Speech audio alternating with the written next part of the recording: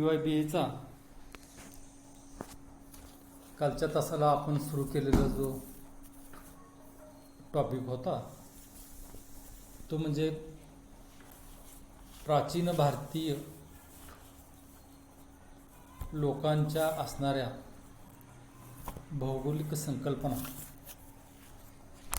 काल आपण काही भाग पाहिला की प्रामुख्यानं प्राचीन भारताचा जर कालखंड पाहिला तर प्राचीन कालखंडामध्ये अनेक संशोधकांनी अनेक विचारवंतांनी त्यामध्ये आपण पाहिलेलं होतं की वराह, मिहिर, ब्रह्मगुप्ता, आर्यभट्ट, भास्कराचार्य आणि उत्पाला हे जे तत्ववेत्ते होऊन गेले, ह्या तत्ववेत्यांनी अतिशय मोठ्या प्रमाणात भूगोलशास्त्रामध्ये वेगवेगळ्या प्रकारचे आपले विचार मांडलेले आहेत किंवा भौगोलिक संकल्पना त्यांनी मांडलेल्या दिसून येतात.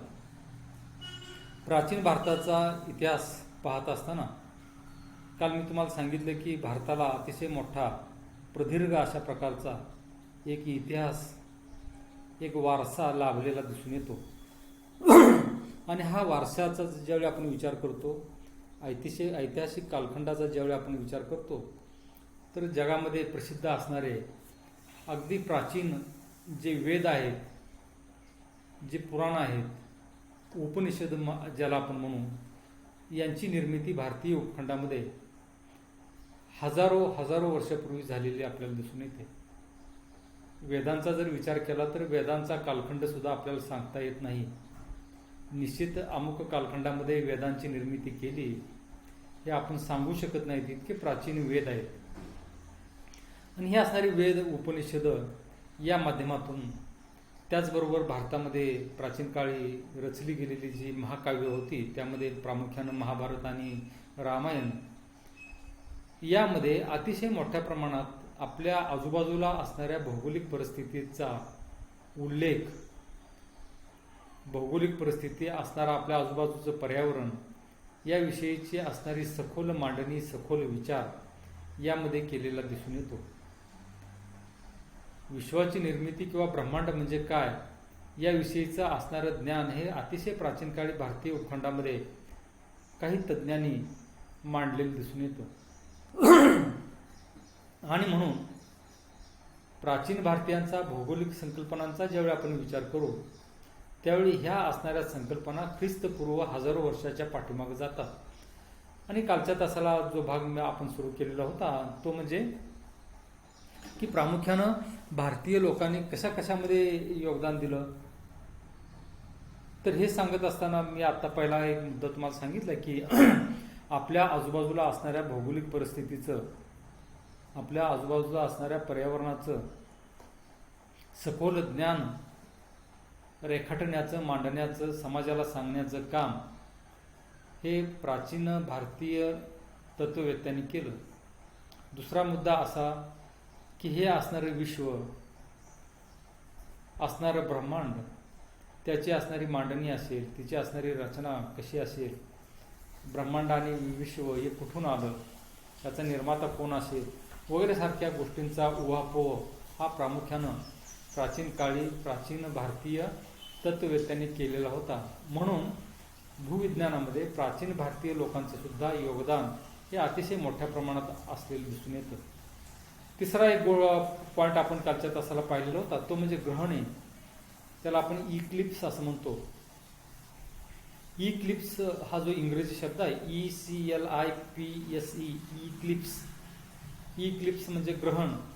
आणि ग्रहण म्हणजे काय, तर आपण ग्रहण तुम्ही पाहिलेले असतील की चंद्रग्रहण म्हणतो आपण, सूर्यग्रहण म्हणतो.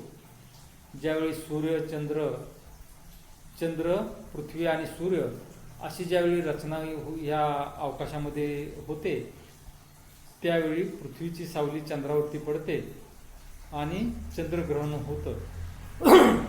आणि सूर्यग्रहण केव्हा होतं, तर सूर्य, चंद्र आणि पृथ्वी हे ज्यावेळी एका रेषेत येतात, त्यांचा क्रम कसा असतो, सूर्य, चंद्र आणि पृथ्वी, त्यावेळी काय तयार होतं, तर त्यावेळी सूर्यग्रहण होतं. सूर्यग्रहण याचा अर्थ पृथ्वी आणि सूर्य यांच्यामध्ये चंद्र आल्यामुळं सूर्य झाकला जातो किंवा सूर्याचा काही भाग हा पृथ्वीवरून दिसत नाही, पृथ्वीवरती चंद्राची सावली पडते, त्याला आपण सूर्यग्रहण असं म्हणतो. आता हे ग्रहण म्हणजे काय, ग्रहण का होतात, ग्रहण कधी होतील, हे असणारा जो गणितीय भूगोलाचा भाग आहे, हा गणितीय भूगोलाचा भाग हा अतिशय प्राचीन काळी भारतीय लोकांनी शोधून काढलेला होता, हे आपल्याला दिसून येतं.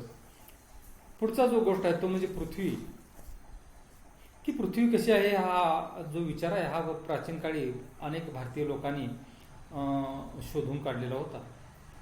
ज्यावेळी पृथ्वीचा भूपृष्ठावरती राहणारा जो मानव आहे, हा मानव ज्यावेळी गुहेमध्ये राहत होता, डोंगरामध्ये दऱ्यामध्ये राहत होते, झाडाच्या असणाऱ्या खोपीमध्ये ज्यावेळी आदी मानव राहत होते, त्यावेळी त्याच्या बुद्धीला हळूहळू चालना मिळत गेली. त्यानं काय केलं तर तो पिढ्यानपिढ्या असे निरीक्षण करत होता की आपल्या आजूबाजूला असणारी ही जी भौगोलिक परिस्थिती आहे, ही भौगोलिक परिस्थिती कशी आहे, ही अशीच का आहे, की त्यानं पाहिले की अनेक प्रश्न त्याच्या पडले. उदाहरणार्थ सकाळी सूर्योदय होतो, संध्याकाळी सूर्यास्त होतो, अंधार पडतो, पुन्हा सकाळी सूर्योदय होतो, वारे वाहतात, अचानक आकाशामध्ये ढग गोळा होतात, अचानक आकाशातून पाणी पडायला लागतं, पाऊस सुरू होतो, काही वेळा धरणीकंप होतो, ज्याला आपण भूकंप असं म्हणतो. काही ठिकाणी ते मानवानं ज्वालामुखीचे उद्रेक पाहिले असतील,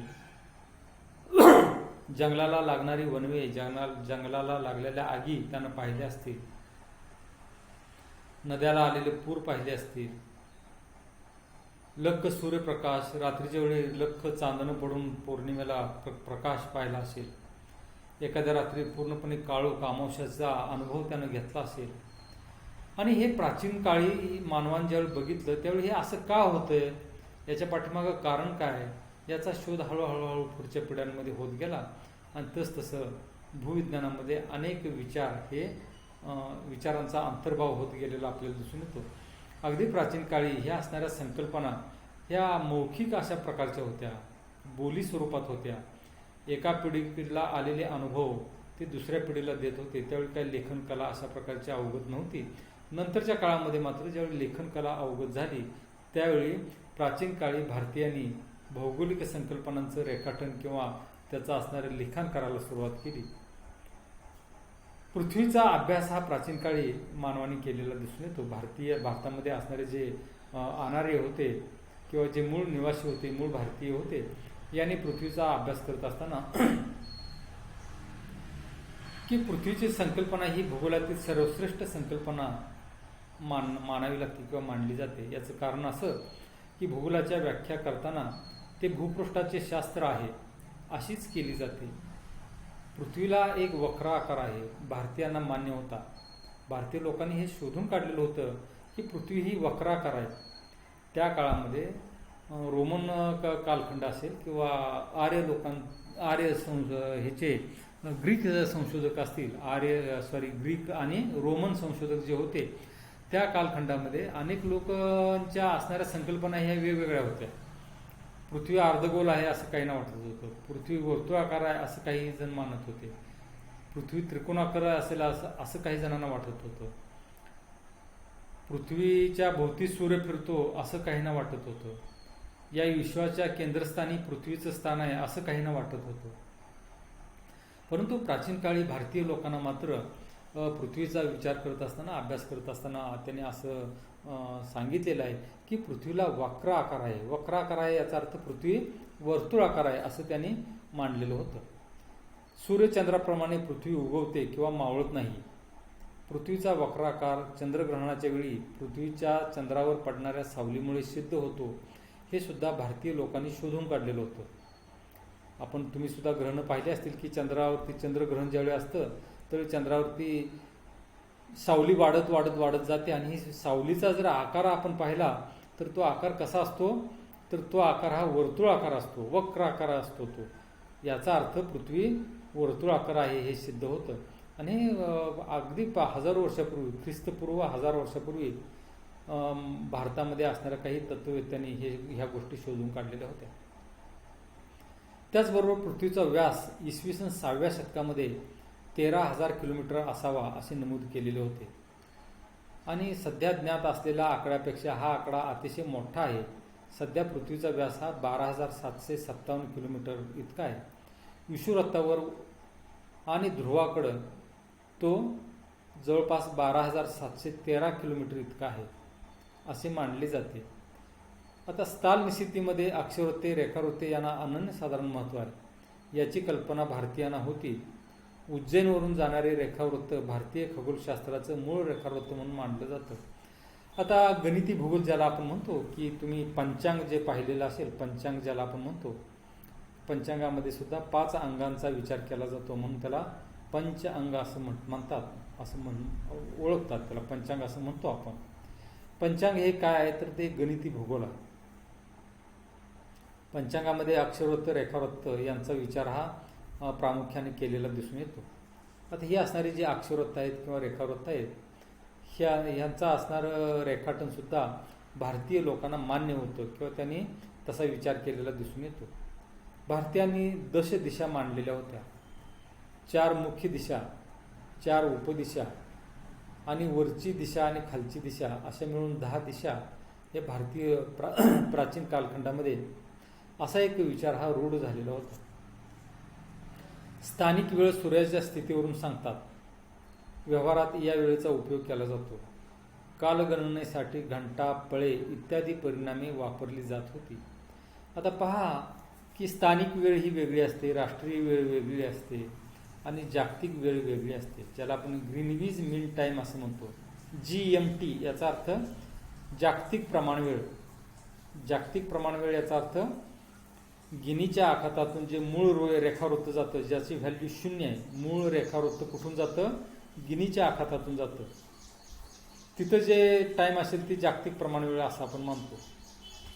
त्या मूळ रेखावृत्ताच्या पूर्वेला आपण घड्याळानं पुढं असतो आणि मूळ रेखावृत्त जे आहे गिनीच्या आखातातून गेलेलं त्याच्या पश्चिमेकडे असणारा जो भाग आहे, उदाहरणार्थ उत्तर अमेरिका खंड असेल, दक्षिण अमेरिका खंड असेल, या ठिकाणी असणारी जी वेळ आहे ही वेळा कशा असतात? आपल्या पाठीमाग असतात, आपण पुढं असतो. म्हणून जपानला उगवता सूर्याचा देश असं म्हणतात.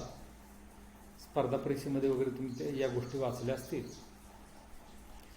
पृथ्वीचे शिलावरण कठीण खडकापासून तयार झालेले आहे. पृथ्वी पाण्यावर तरंगते असे पुराणात म्हटले आहे.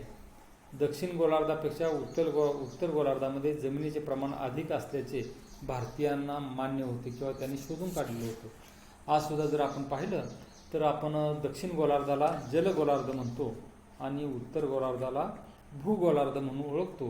किंवा भूगोलाच्या पुस्तकामध्ये तसं तुम्ही अभ्यासलेलं असेल की जलगोलार्ध याचा अर्थ काय? तर जलगोलार्ध याचा अर्थ काय होतो? तर जलगोलार्ध याचा अर्थ पाण्याचा प्रदेश. बहुतांश भाग हा पाण्यानं व्यापलेला असेल तर त्याला काय म्हणतो आपण? जलगोलार्ध असं म्हणतो आपण. आणि जमिनीनं व्यापलेला मोठा भूप्रदेश असेल तर त्याला काय म्हणतो आपण? भूगोलार्ध असं आपण म्हणतो. भारतीय लोकांनी या गोष्टी शोधून काढलेल्या होत्या. कोणत्या? तर त्यांनी सांगितलं की दक्षिणेकडचा जास्तीत जास्त भाग हा जलाशयाने व्यापलेला आहे. म्हणजेच पृथ्वीचा दक्षिण भाग हा जलगोलार्ध आहे आणि पृथ्वीचा असणारा उत्तरेकडचा भाग हा जास्तीत जास्त जमिनीने व्यापलेला असल्यामुळं त्या भागाला भूगोलार्ध म्हणून ओळखलं जातं. तर अशा प्रकारची मांडणी ही अतिशय प्राचीन काळी भारतीय लोकांनी केलेली आपल्याला दिसून येते. भारतीय लोकांचं आणखीन दुसरं योगदान काय? तर त्यामध्ये वातावरण आणि ऋतू. पृथ्वीच्या भूपृष्ठावरती वातावरण आहे. वातावरण याचा अर्थ वाताचं असणारं आवरण. वात याचा अर्थ वायू. वातावरण कशापासून तयार झालेलं आहे?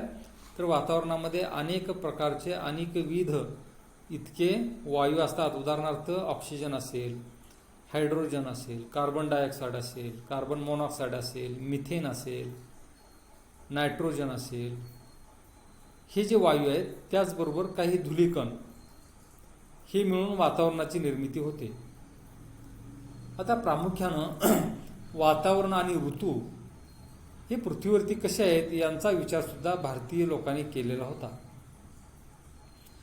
पुराणे आणि वेद यांच्यावरून भारतीयांना वातावरण, हवा, हवामान यातील फरक माहीत होता. पहा, भारतीय लोकांनी जे वेद तयार केले, वेदांची निर्मिती केली, पुराणाची निर्मिती केली, उपनिषदं लिहिली यामध्ये त्यांनी प्रामुख्यानं वातावरण, हवा, हवामान यातील फरक त्यांनी मांडलेला आहे, सांगितलेला आहे. त्यांनी तो फरक शोधून काढलेला आहे. त्यांच्या मते पृथ्वी व स्वर्ग यांच्यामध्ये वातावरण आहे. भास्कराचार्य यांच्या मते वातावरणाची जाडी 154 किलोमीटर इतकी आहे. वारा, पाऊस, वादळ, हिमवर्षाव, धुके, दव हे आविष्कार वातावरणात घडून येतात. ऋग्वेदामध्ये 5 ऋतू सांगितलेले आहेत. ते 5 कोणते? तर वसंत ऋतू, शरद ऋतू, ग्रीष्म ऋतू, हेमंत ऋतू, प्रवृत्ती याचा अर्थ पावसाळा, हे 5 ऋतू त्यांनी सांगितलेले आहेत. रामायण आणि महाभारतामध्ये 6 ऋतू सांगितलेले आहेत. त्यांची नावं कोणती? तर वसंत ऋतू, ग्रीष्म ऋतू, वर्षा ऋतू, शरद ऋतू, हेमंत ऋतू आणि शिशिर ऋतू, अशी ही 6 ऋतू. आज सुद्धा आपण हे 6 ऋतू मानतो किंवा वातावरणामध्ये या 6 ऋतूंचं असणारं प्रभुत्व आपल्याला दिसून येतं. आता भारतीय लोकांनी आणखीन काय शोधून काढलं? तर द्वीप, कॉन्टिनेंट्स म्हणतो आपण त्याला. पूर्वी वाहतुकीचा अभाव असल्यामुळे जगाची फारच मर्यादित माहिती उपलब्ध होती. लोकांचा प्रवास हा मर्यादित होता. जिथं अन्न, वस्त्र, निवारा या गरजा माणसाच्या पूर्ण होतात तिथंच माणसं राहत होती. आत्ताच्या सारखं व्यापाराचा विकास झालेला नव्हता. पर्यटनाचा तर विषयच नव्हता. मग काय करायचे लोक? तर एका ठिकाणाहून फारसं ते प्रवास करायच्या भानगडीत पडत नव्हते. एका ठिकाणीच ते लोक राहायचे. परंतु प्राचीन भारतीय व्यापार, त्या काळामध्ये असणारे काही प्रवासी यांनी निरनिराळ्या खंडाबद्दल खालीलप्रमाणे माहिती उपलब्ध करून दिलेली होती. पुराणामध्ये भूपृष्ठ अनेक द्वीपामध्ये विभागलेला आहे असा उल्लेख त्यांनी केलेला आहे. द्वीप म्हणजे काय? तर द्वीप म्हणजे भूमिखंड होत. द्वीप म्हणजे बेटे असाही अर्थ लावला जात होता. पुराणामध्ये अशी 7 द्वीपे सांगितलेली आहेत. भारतीय लोकांनी पुराणामध्ये किती अशी द्वीप सांगितली? तर 7 द्वीप सांगितलेले आहेत. पहा, या स्क्रीनवरती तुम्ही बघू शकता. हे असणारे द्वीप कोणते आहेत पहा. आपण काय फार सखोलमध्ये ह्याच्यामध्ये जायची गरज नाही. पहिलं जे आहे ते जांबूद्वीप, दुसरं कुशद्वीप, प्लास्का द्वीप, पुष्कर द्वीप, सलमाला द्वीप, क्रासनका द्वीप आणि साका द्वीप, अशा प्रकारची 6 द्वीप ही प्रामुख्यानं किंवा भूमिखंड आहेत असं त्या काळामध्ये सांगितलेलं होतं. भारतीय उपखंडाचा उल्लेख प्राचीन भारतीय साहित्यात भारतवर्ष असा केला जातो. पंजाबाला सप्तसिंधू म्हणून ओळखले जाते. आर्य लोक बहुसंख्य असलेल्या भारताचा उल्लेख आर्यवर्ता असा करत होते. 4थ्या शतकात प्रामुख्यानं चीन पर्यटक जो होता हुयेन त्सांग नावाचा, यांच्या प्रवास वृत्तांत भारताच्या सर्व भागांचे सखोल वर्णन केलेले दिसून येते. पुराणामध्ये कन्याकुमारी ते हिमालय हा भूप्रदेश भारतवर्ष म्हणून ओळखला जात होता. भारतवर्ष या संज्ञेत या देशाचा इतिहास, संस्कृती, भूगोल यांचा समावेश होतो. भारतवर्ष हे नाव भरत या सार्वभौम राजाच्या नावावरून रूढ झाले.